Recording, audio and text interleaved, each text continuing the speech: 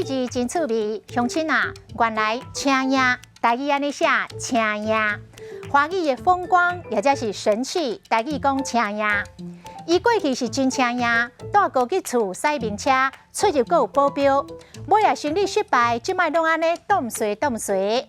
啊，你进前唔知爱友好，即摆才甲恁老爸送礼，办甲这青叶，这无事使啦。俗语讲，在生一粒豆，太阳死了拜低头。青叶车花，华语的奢侈浪费，台语讲车花。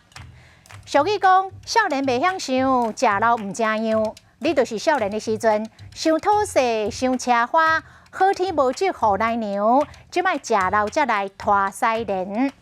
啊，若青叶赢杯，华语的胡乱飞扬，台语就是赢杯。